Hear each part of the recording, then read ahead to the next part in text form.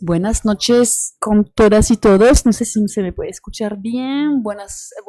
Muchas gracias por haber tenido la valentía de quedarse hasta el final de la noche. Voy a hacer una muy breve transición desde la mesa previa hacia la presentación de esta noche, debido a que hemos insistido un poco en el tema de antropología audiovisual, en lo audiovisual en general. Quería señalar que, dos artistas muy cercanos, antropólogos del IFEA, están presentando hasta este miércoles una exposición relacionada a los regímenes estéticos producidos sobre Amazonía y en el caso específico de Werner Herzog. Entonces, eso se puede ver en el centro Corihuasi, a inicios de la avenida Arequipa, y les aconsejo, la verdad, este trabajo estupendo que se ha hecho, es gratis, es abierto yo creo que hasta las 8 de la noche, así que, eso. Y es una transición hacia, la presentación de Olivier Compagnon, que nos hace el gran gusto de estar aquí con nosotros. Debido a que a Olivier también le llama la atención el tema, lo audiovisual en general. Olivier es jurado del Festival de documental sobre América Latina en Biarritz, en el suroeste de Francia, donde se proyecta cada año una serie de películas llamativas, muy interesante la verdad, sobre América Latina. El tema, el país, o sea, quien recibió un foco de atención fue el Perú en 2022, si mal no recuerdo, creo yo. Olivier Compagnon es profesor en el IHEL, el Instituto para Altos Estudios sobre América Latina en París. Es un instituto que, junto con el IPEAT en Toulouse, tiene una cátedra de profesores invitados. Entonces aprovecho la oportunidad para también hacer un anuncio para quienes se animan a postular. Es también director de ediciones del mismo instituto y en particular de su revista. Es miembro del CREDA, que es el Centro de Investigación y de Documentación sobre las Américas, quien también participa de la organización de este coloquio. Y desde hace unos 2 años, miembro del IUF, el Institut Universitaire de France, quien también ha permitido que venga hoy a dar esta conferencia. Los temas de investigación de Olivier, son, Olivier es historiador, o sea, se dedica al estudio del siglo XX en particular. Un hombre también que llevaba el seminario que tú llevas, unos años animando en el instituto en París. Se podría presentar sus temas de interés en 3, vertientes, digamos. Uno es el estudio, liminal, ¿no?, de la Primera Guerra Mundial, en una perspectiva también transatlántica. Ha publicado en 2014 al español un libro titulado El adiós a Europa, América Latina y la Gran Guerra. La segunda vertiente del trabajo de Olivier tiene que ver con circulaciones atlánticas, culturales.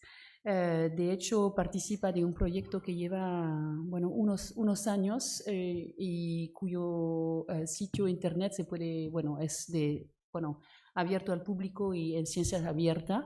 Se llama Transatlantic Cultures en inglés. Y por fin, y last but not least, también se ha dedicado al estudio del cristianismo y del catolicismo en particular en su variedad latinoamericana.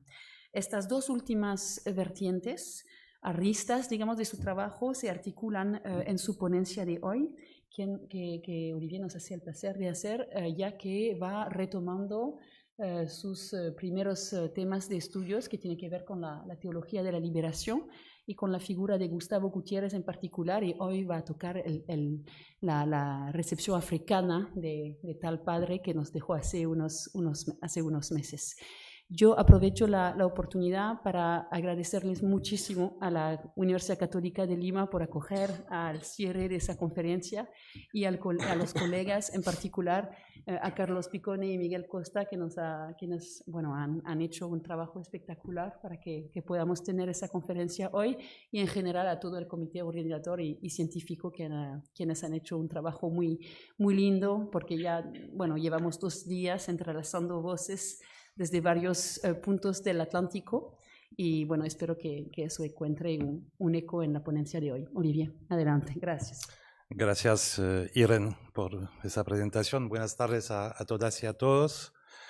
Por supuesto, quiero agradecer a los organizadores, las organizadoras del coloquio, a las instituciones que apoyaron el evento. El programa del coloquio era fascinante, pero lamentablemente no me fue imposible asistir a los primeros días porque tenía compromisos políticos, científicos, perdón. Realmente científicos. En el proyecto dormí poco esta noche, entonces. Científicos en São Paulo.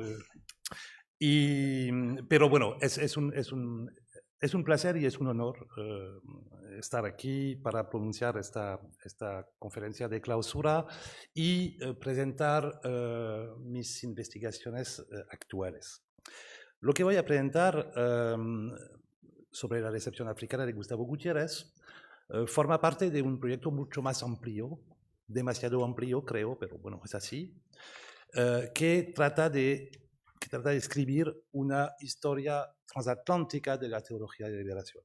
Voy a presentar el proyecto muy rápidamente y los que tienen un interés específico por el proyecto en su totalidad pueden asistir a la conferencia que voy a hacer el próximo lunes en el Departamento de Teología a las 6 de la tarde, no sé exactamente, donde voy a presentar un poco más ampliamente cosas. Pero muy rápidamente, el punto de partida del proyecto es el siguiente.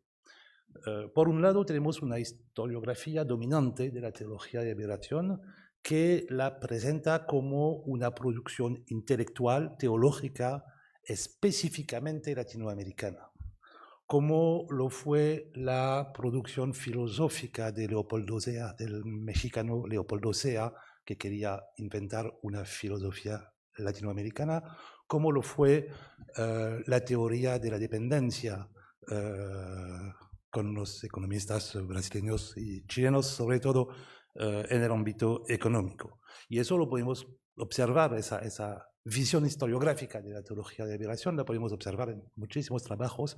Pienso en particular en el libro, en el excelente libro del historiador chileno Eduardo Leves Valdés, El pensamiento latinoamericano del siglo XX, perdón, donde precisamente presenta la teología de liberación como una emancipación intelectual de los teólogos y del campo cristiano latinoamericano, por un lado. Y por otro lado tenemos también palabras de los propios actores de la teología de liberación que tienden a presentar una misma visión.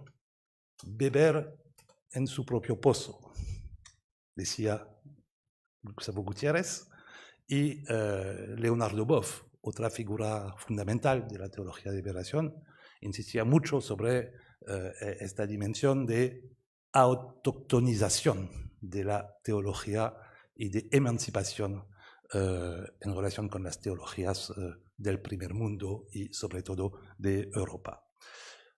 Mi proyecto trata de romper con esa lectura, pero no se trata, y eso lo voy a decir rápidamente, yo quiero insistir y lo quiero decir claramente, no se trata de negar el protagonismo de los actores latinoamericanos en la aparición, la estructuración, la consolidación de la teología de liberación. No quiero mostrar con este proyecto que todo vino del exterior. No es eso. Lo que quiero mostrar con una revisión de la genealogía de la teología de liberación, con una revisión de sus orígenes europeos, pero también y sobre todo norteamericanos, eso es muy poco conocido, pero también con un estudio de su recepción en varias partes del mundo, es que finalmente se trata de una co-construcción. Una co-construcción que podemos entender mejor si la ponemos en contacto con varias teologías progresistas comprometidas con lo social, lo político en Europa, en África o en América del Norte. Eso es fundamentalmente el proyecto. Y entonces, bueno, es un proyecto complicado porque hay fuentes en Europa, en otras partes de América Latina, en América del Norte, y entonces creo que el libro que va a seguir en 3 o 4 años será más un ensayo que un estudio exhaustivo de la problemática, pero eso es el proyecto. Bueno, ahora paso directamente al tema de la conferencia sobre la recepción africana de Gustavo Gutiérrez, que no existe un artículo sobre el tema, es totalmente nuevo. Voy a presentar las cosas en tres partes. Una primera sobre la geografía de la recepción, una segunda parte sobre las mediaciones del pensamiento de la obra de Gutiérrez hacia África y una tercera parte sobre la recepción muy contrastada y bastante polémica que hubo entre el inicio de los años 70 y el inicio de los 90, más o menos. Entonces, empiezo con la primera parte, esa idea de una geografía específica. En los últimos días de octubre de 2024, es decir, inmediatamente después del fallecimiento de Gutiérrez, fueron publicados en la prensa de todos los países africanos, en varias publicaciones especializadas, revistas católicas, protestantes, y sobre todo en las redes sociales, un montón de homenajes al sacerdote peruano, con una visión casi totalmente consensual de lo que fue la trayectoria de Gutiérrez durante su larga vida. Podemos sintetizar esos comentarios, esos homenajes, con algunos puntos. Fue el padre, aquí aparece claramente, as father of liberation theology, fue el padre de la teología de liberación, lo que podríamos discutir porque la autoría de la expresión teología de liberación no es tan evidente, eso lo voy a presentar el próximo lunes, pero el padre de la teología de liberación fue una vida de compromiso al lado de los pobres, la opción preferencial por los pobres, son cosas muy conocidas, los pobres latinoamericanos, pero de todo el mundo, la prensa insiste mucho sobre este punto. Lo que aparece también en esos homenajes son los ataques que sufrió Gutiérrez de Roma al inicio de los años 80. Todos conocen el documento de marzo 83, las 10 observaciones sobre la teología de Gustavo Gutiérrez, emitido por el cardenal Ratzinger y la Sagrada Congregación por la Doctrina de la Fe. Pero también los artículos insisten mucho sobre la rehabilitación, entre comillas, de Gutiérrez por el Papa Francisco cuando fue recibido en audiencia privada en Roma en septiembre de 2013 y finalmente insisten sobre una larga trayectoria de fe y de lealtad a la Iglesia, al contrario, por ejemplo, eso lo señala una revista congoleña, al contrario de Leonardo Boff, otro padre de la teología de liberación, que nunca perdió la fe, pero que renunció al sacerdocio en 92, al contrario de Gutiérrez. Entonces aquí tenemos un ejemplo entre muchos que sintetiza las cosas, y aquí en el principal semanario sudafricano también un artículo bastante largo que insiste sobre el papel de Gutiérrez al lado de los pobres. Sin embargo, esta homogeneidad en los homenajes no debe llevarnos a concluir que la recepción de su obra y de su pensamiento en África fue igualmente homogénea.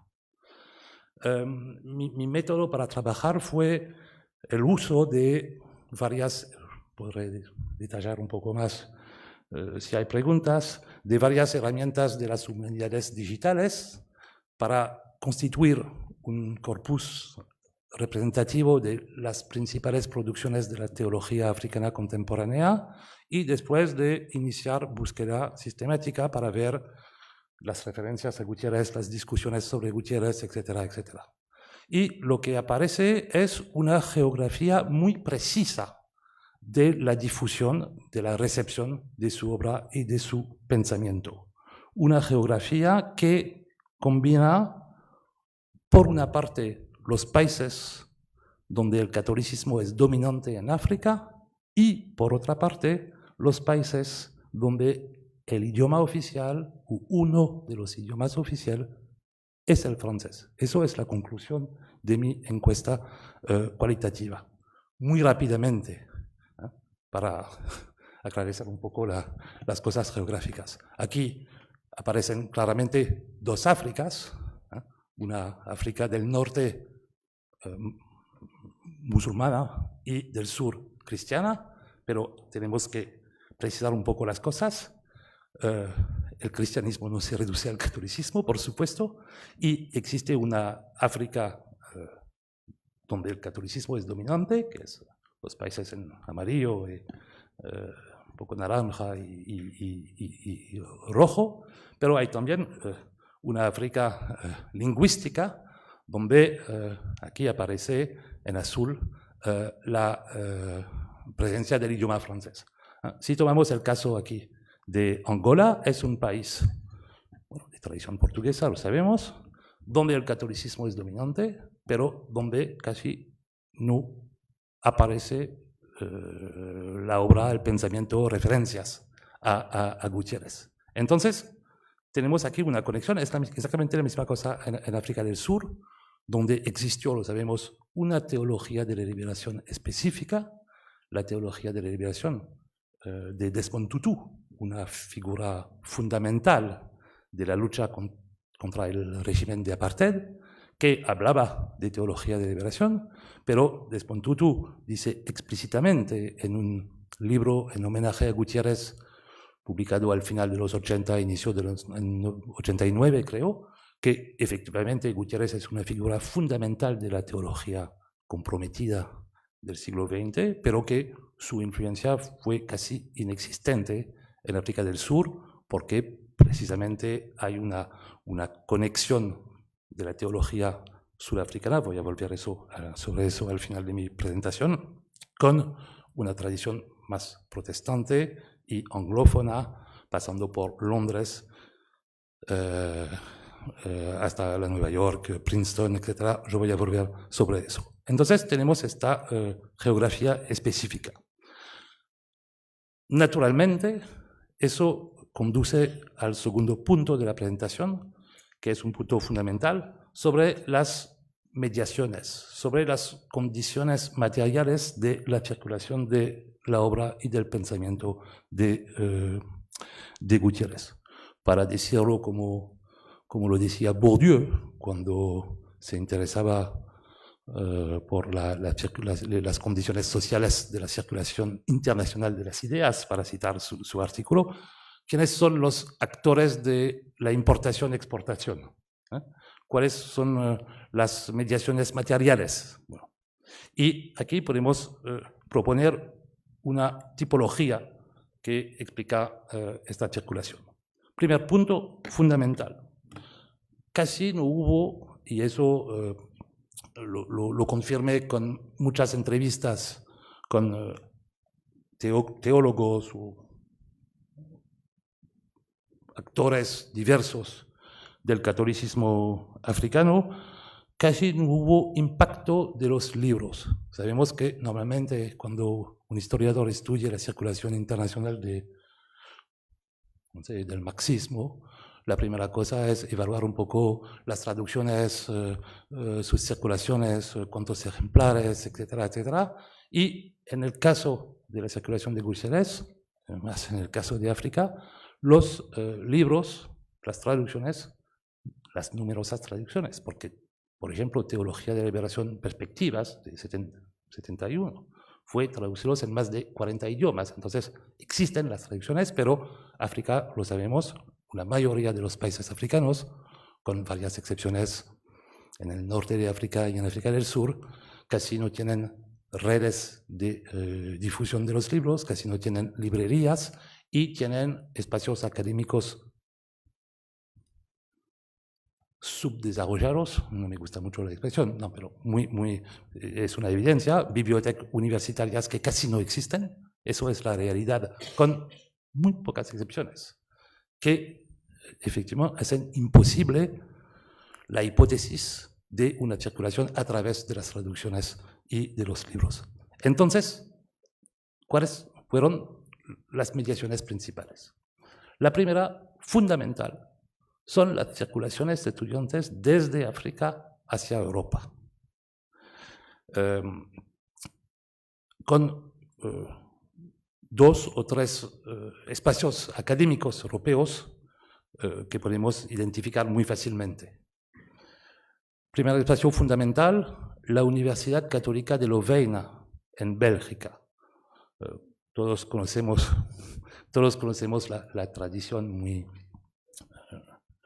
arraigada del catolicismo social en Bélgica y el papel que tuvo esta universidad en la formación de élites católicas, cristianas, por un lado latinoamericanas, Camilo Torres, Gustavo Gutiérrez, etcétera, etcétera, y por otro lado africanas también. Al inicio de los años 80 hay cada año 650 estudiantes africanos en Lovaina, donde la teología de liberación estaba presente en todos los programas de cursos, y eso lo vi en los archivos de Lovaina. Entonces, este elemento es fundamental y lo voy a ilustrar después con una trayectoria más precisa y nos permite articular bueno, la geografía específica que mostré un poco antes, con espacios de formación de los actores católicos africanos, que son fundamentalmente Francia y Bélgica. Entonces, Universidad Católica de Lovaina, Instituto Católico de París y Facultad de Teología de Estrasburgo, que son los 3 espacios dominantes. Hay espacios secundarios como el Instituto Católico de Lyon, donde Gustavo Gutiérrez defendió su tesis de doctorado en teología en 85. Es en otro espacio. Segunda figura de la mediación, porque casi no hay mujeres, los que llamo los misioneros de la liberación, que no son propiamente dicho teólogos, pero que son compañeros de ruta,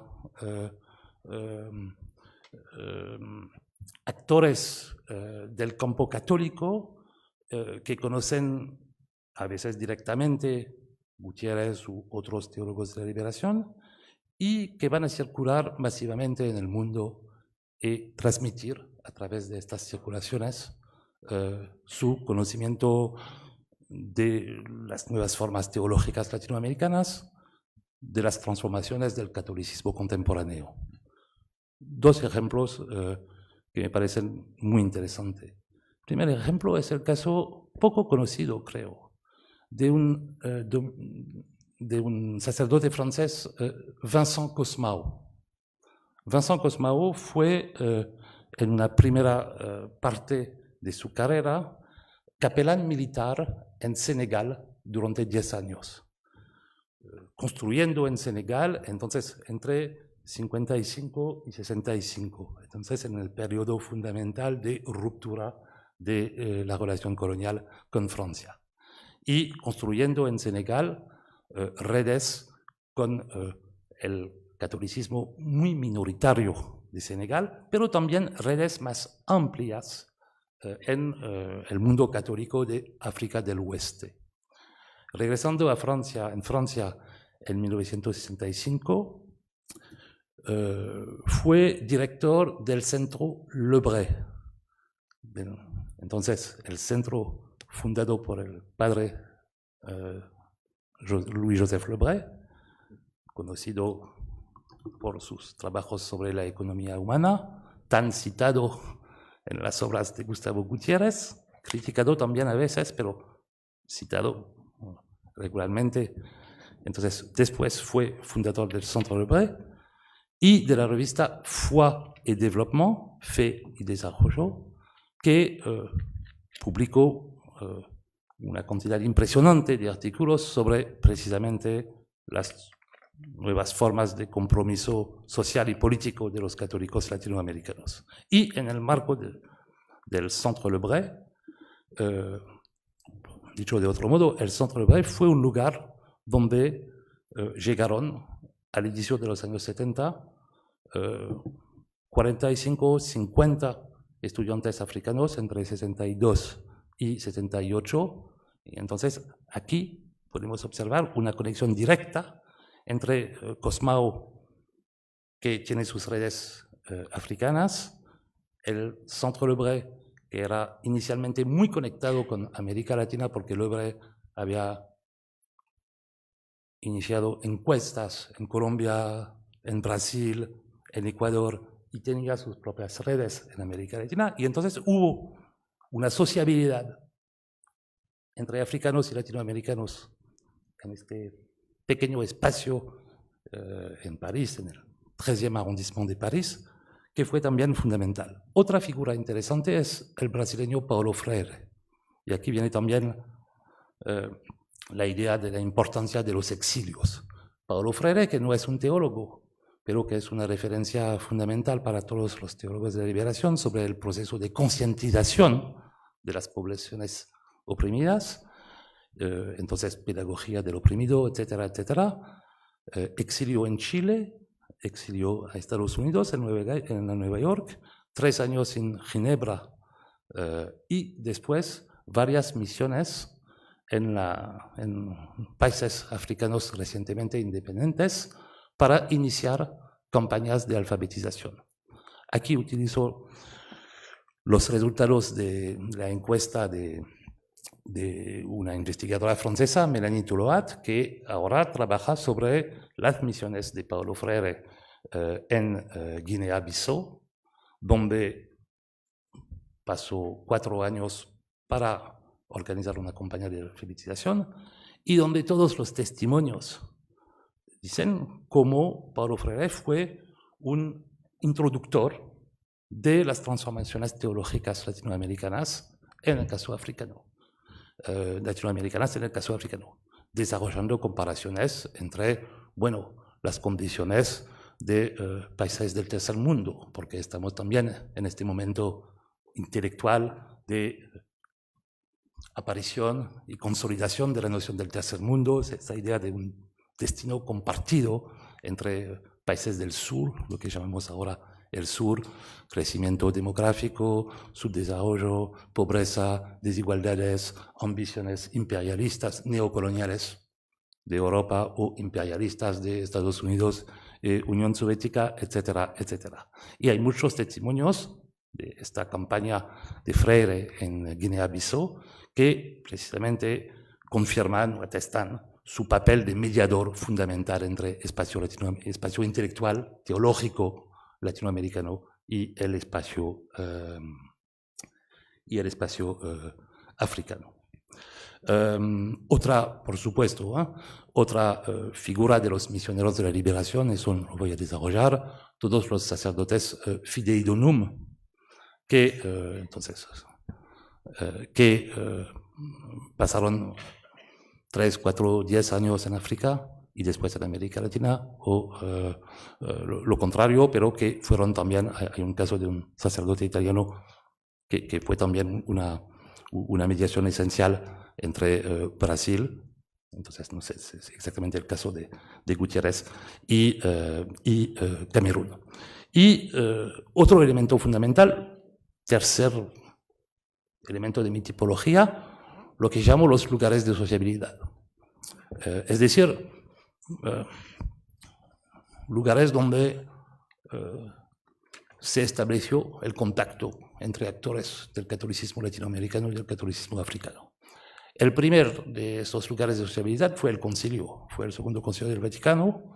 Eso lo contó perfectamente el brasileño Helder Câmara, que en sus memorias explica que descubrió África en Roma después de las reuniones de las comisiones entre 62 y 65, tomando vino con africanos, sacerdotes africanos y compartiendo experiencias concretas, y eso es un testimonio interesante. Pero más allá de esa anécdota, hay una cantidad impresionante de encuentros teológicos internacionales entre la mitad de los años 60 y el fin de los años 70. Y el mejor ejemplo es el encuentro que hubo en 76 en Tanzania, en Dar es Salaam, de la Asociación Ecuménica de Teólogos del Tercer Mundo. El Bandung, la conferencia de Bandung teológica, el Bandung teológico, según las propias palabras de Gutiérrez en un artículo publicado en España inmediatamente después de este encuentro. Y eso es un momento fundamental. 32 teólogos presentes, representantes de 16 países, de Asia, de África, de América Latina, con la presencia de Gustavo Gutiérrez, que, según todos los testimonios, fue el teólogo más impresionante, más dominante en los debates, pero también con 9 teólogos jóvenes estudiantes africanos y futuros teólogos. Y este encuentro de Dar es Salaam es un momento fundamental. Gutiérrez, contando sobre este estudio, que había distribuido varias traducciones de sus libros que no podían circular directamente hacia África. Y después de esta primera reunión de esta asociación, hubo 4 reuniones entre 76 y el inicio de los años 80, con una presencia del pensamiento de todos los resultados de estas reuniones fueron publicados en publicaciones en francés, y con una presencia del pensamiento de Gutiérrez en el resumen de los debates, que es muy fuerte. Y último elemento de mi tipología, lo que llamo las mediaciones institucionales. Yo voy a pasar muy rápidamente, pero es una cosa interesante. Yo estudié los archivos del CELAM, del Consejo Episcopal Latinoamericano, entonces creado en 55, la segunda conferencia de 68 en Medellín, y entre el año 61 y 73-74 hay un esfuerzo evidente del CELAM para distribuir muy ampliamente todas las nuevas producciones teológicas latinoamericanas. Eso no se limita al caso de Gutiérrez, pero yo vi todas las correspondencias del CELAM con la Conferencia Episcopal de Camerún, con la Conferencia Episcopal de Congo, con la Conferencia Episcopal de Angola, para organizar el envío de libros representando estas nuevas propuestas teológicas. Y eso también me parece importante. Voy a terminar sobre el contenido de las recepciones de Gutiérrez, que me parece la cosa más interesante. Para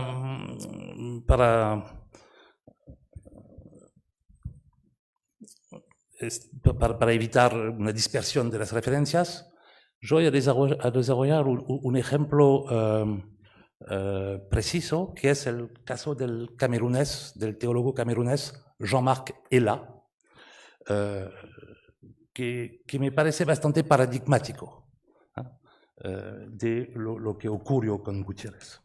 Jean-Marc Ella, muy rápidamente, nacido en 1936, fallecido en 2008, entonces sacerdote católico de la diócesis de Ebolawa en Camerún, formado inicialmente en el seminario menor y mayor en Camerún, pero después en la Facultad de Teología de Estrasburgo, donde obtuvo una licenciatura en Ciencias Sociales y otra en Teología, y después formado en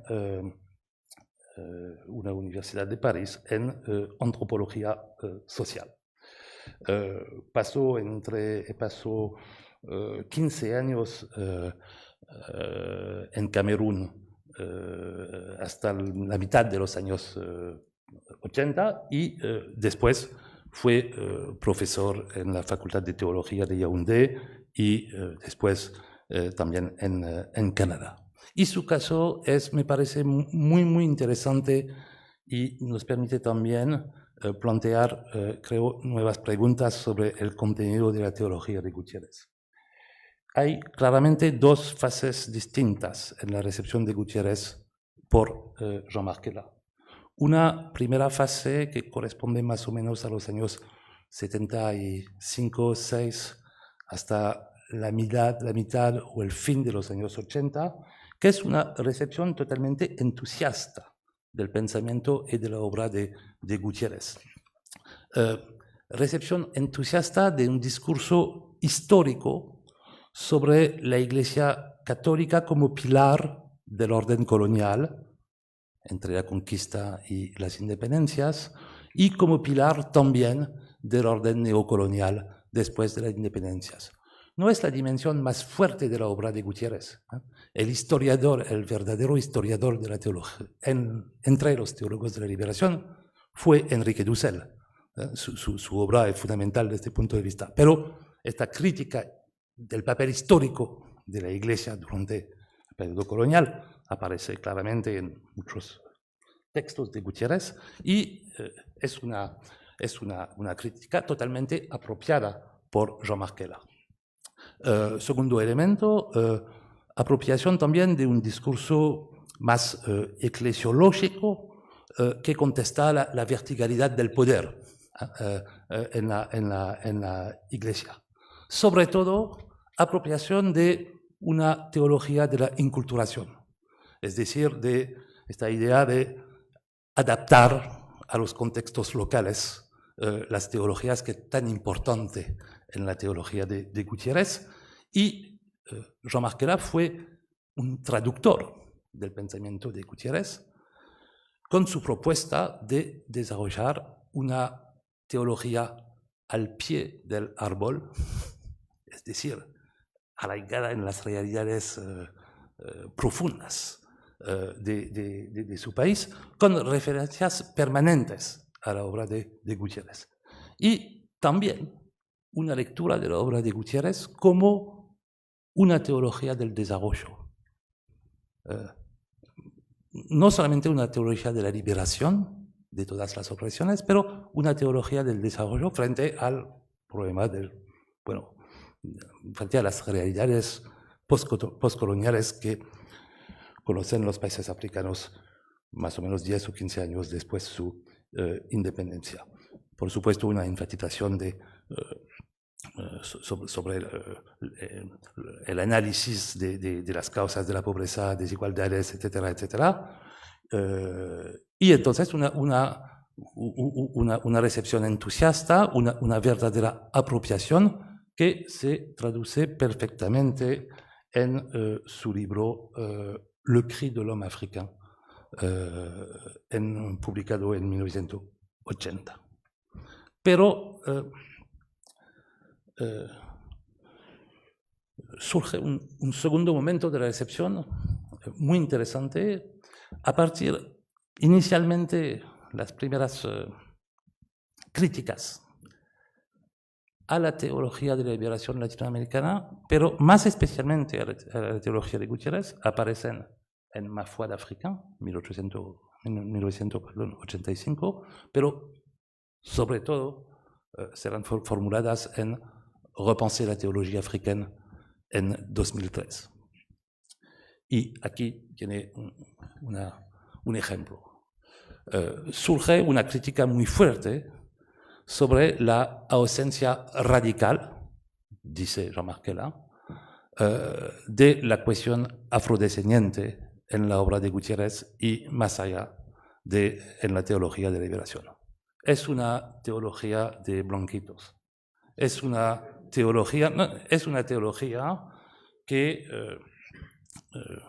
olvidó totalmente una realidad que es fundamentalmente una realidad africana, pero que es también una realidad latinoamericana y norteamericana, que fue la realidad de la esclavitud.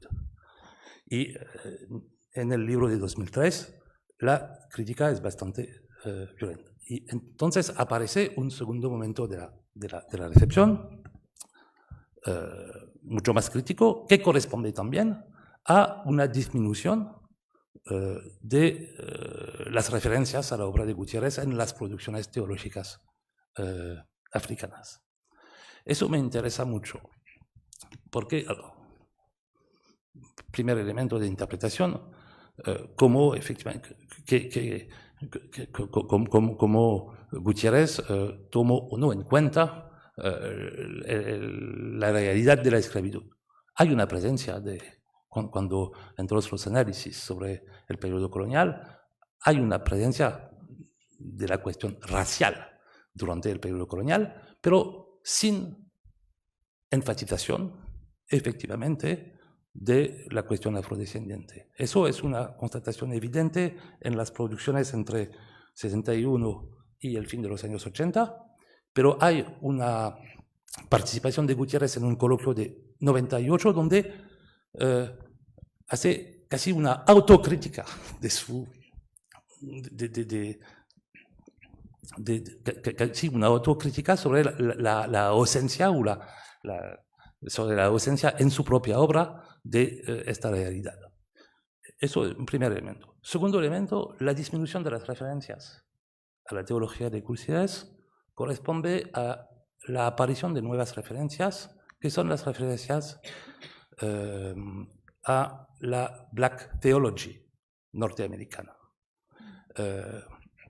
y a la figura matricial de la Black Theology, que es James H. Cone, que admiraba mucho a Gutiérrez, pero que también formuló contra su teología la misma crítica que la crítica de Jean Marquela. Y entonces aparece aquí una nueva economía referencial en la teología africana que se reorienta hacia el espacio norteamericano, y esta teología de James H. Cone, muy conectada con el movimiento de los derechos civiles en los años 60 y con efectivamente todo el pasado histórico norteamericano. Pero el problema interesante, el verdadero problema interesante es que ¿qué pasó concretamente en los primeros años, en los años de construcción, de invención de la teología de liberación, es decir, al final de los años 60, al inicio de los años 70?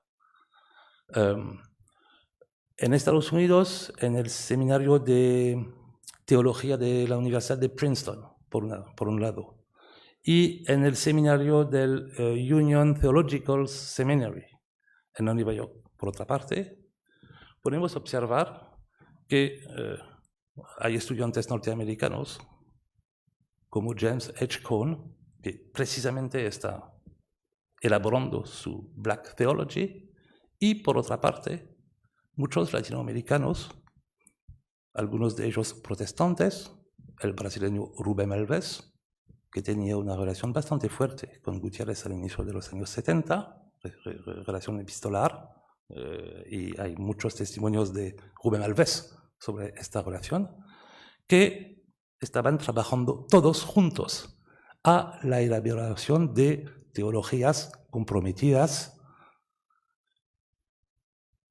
con dos ramificaciones diferentes.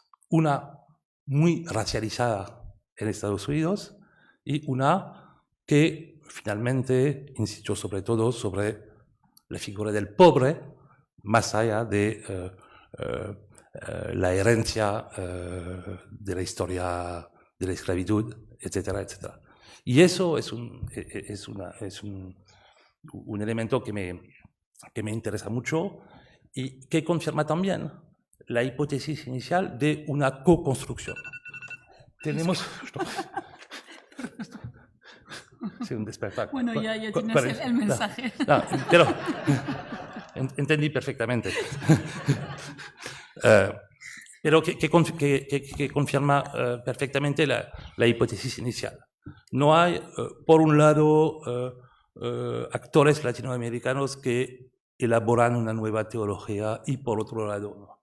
Hay un momento postconciliar donde, que es también un momento político, que es el momento del tercer mundo, que es un momento de contestación de varios imperialismos que intercambian mucho entre ellos.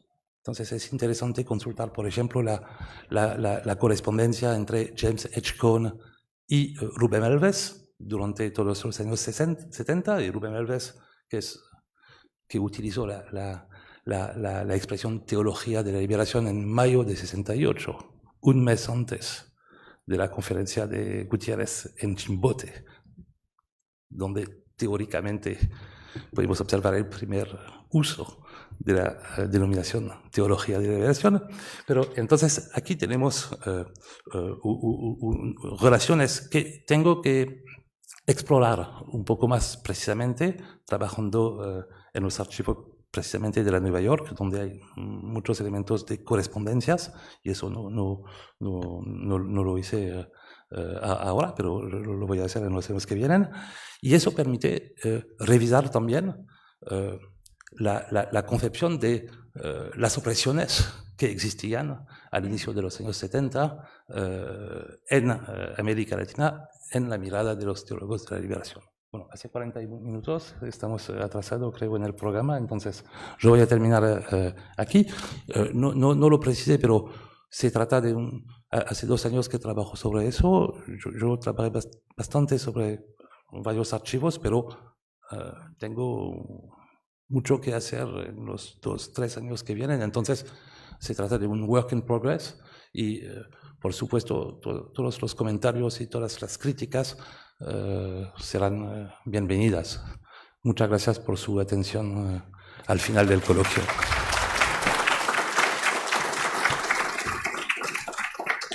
Muchas gracias, Olivier. Bueno, es una linda, manera de formular, de funcionar en círculo, ya que creo que, a quienes han atendido al coloquio desde el inicio habrán escuchado los ecos, ¿no? Entre la ponencia de Celia y la tuya, obviamente, ¿no? Sobre la presencia, ausencia, ¿no? Tan vigente de los afrodescendientes en la historiografía ya existente, pero también por venir. Así que muchísimas gracias. Lo que yo no sé, Carlos, si hay tiempo de tomar unas preguntas. No, creo que no. Bueno, entonces será para sí, corremos detrás del tiempo, pero una vez más les invitamos con muchísimo gusto en el auditorio de los Estudios Generales a las 6:30 este lunes para, conversar un poco más e intercambiar, a continuación. Muchísimo. Por favor. Sí, en tu presentación evocaste las cátedras de profesores invitados en París. Yo quisiera precisar que las convocatorias aparecen cada año en septiembre, en francés, inglés, portugués, español, en el sitio de nuestro instituto, y que las candidaturas, creo que la convocatoria está abierta hasta el final de noviembre. Entonces, en los meses que vienen, varios colegas peruanos aprovecharon esta oportunidad, y es siempre una experiencia interesante de pasar 3-4 meses, porque más allá de las clases y del contacto de los colegas latinoamericanos con los estudiantes, en una mayoría de los casos es una oportunidad para construir proyectos comunes, proyectos de investigación comunes. Entonces yo puedo mandar la convocatoria al inicio de septiembre para todos los colegas que tienen un interés. Okay. Bueno, ahí está. ¿Vas a presentar en la Alianza Francesa? También, el martes a las 7 de la noche. También dará una conferencia Olivier. Pero otro tema, mucho Sí. más, otro tema, mucho más político, ¿no? Sí, tocamos el tema de las Menos democracias. científico, más político. A las 7 en la Alianza Francesa, en No, el cine. El martes es una reflexión sobre bueno, la democracia en América Latina y en el mundo, porque creo que no hay especificidad latinoamericana hoy, y la idea fundamentalmente es estimular un debate con el público. Eso es menos académico. Olivier también acaba de publicar un libro en torno a la figura de Salvador Allende, entonces es el momento de reflexionar en torno a ello. Eso es. Bueno, muchísimas gracias por el interés y por el anuncio también adicional. Gracias y bueno, te doy el paso, Carlos. Gracias. Gracias.